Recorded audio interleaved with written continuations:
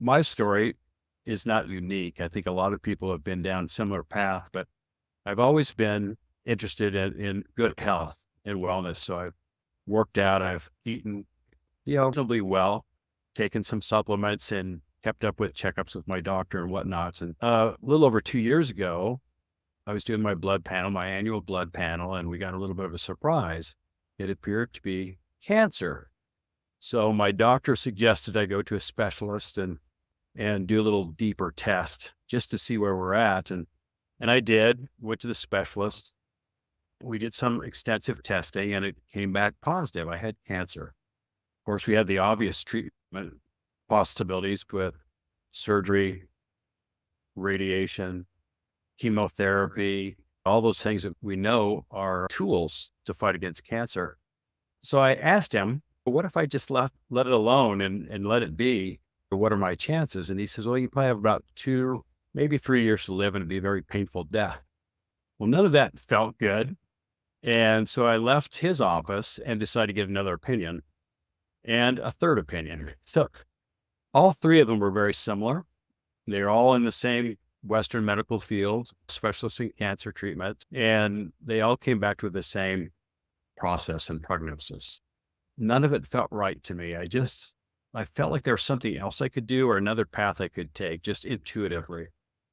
So I have a lot of friends that live around the world and I began to reach out, China, Africa, Europe, and my friends were gracious enough to do a little exploration on their own of what was being done in the countries they resided in.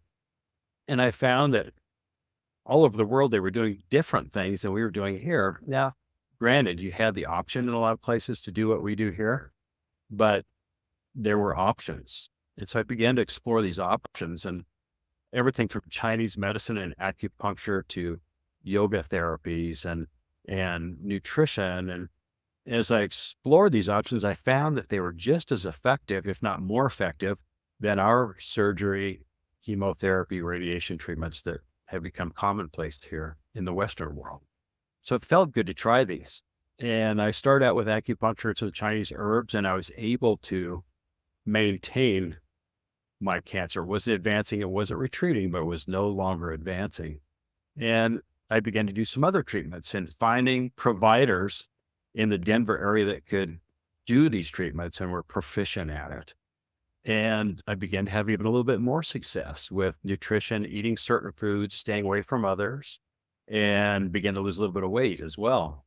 But I couldn't quite get over the hump with full remission using these. And a friend of mine had a college roommate that now is a leading scientist in a genotherapy called CRISPR. And CRISPR is just on the cutting edge right now of cancer treatment. And so he put me in touch with him and we found that I was a prime candidate for this new CRISPR technology. So I was excited to try it and it felt right. So we moved forward with it. After the first year after treatment, it looked like I had full remission. And I was very pleased with those results. I continued to do some of the other therapies. Along the way, I did have some side effects, a lot of pain, a lot of fatigue, but I was able to deal with the pain with yoga therapy and meditation and some of the other Eastern modalities that aren't commonplace here for treating medical problems. So I combined all of those to about a year ago come out with what we thought was a full remission. Well, we retested a few months later and found out that it was coming back. So we did an MRI and sure enough, it was back, not to the level it was previously, but it was there. And we elected to do another treatment of the CRISPR. And of course, along the way, now I had kind of lined up these other providers and it was really an easier path the second go around because I knew how to deal with the pain. I knew how to deal with the fatigue. I had a support team. And when I looked at my team, it was a combination of Eastern and Western treatment modalities, and all of them were just such wonderful people and worked together on my behalf. And as this all transpired and began to wrap up here the last month or so, I've really realized that there's a place for all of these in our lives, in our wellness. And to be able to bring them all together in one place and have them speaking to each other and collaborating on your behalf is something I think is not only special, but I think it's the way of the future. I think it's the way that we need to move because all of these ways of practicing medicine and wellness have applications for everybody. As I went through this journey, I was excited to see the potential of Eastern and Western medicine having the opportunity to work together. And to my surprise, I found this wonderful organization called Emergent Wellness that's trying to do exactly that.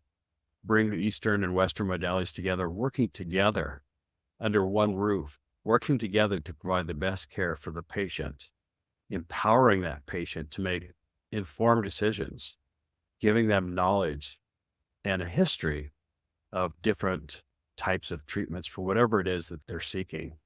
So I think as we move forward, Emergent Wellness will be a leader in change for our healthcare and wellness system, bringing those types of treatments together under one roof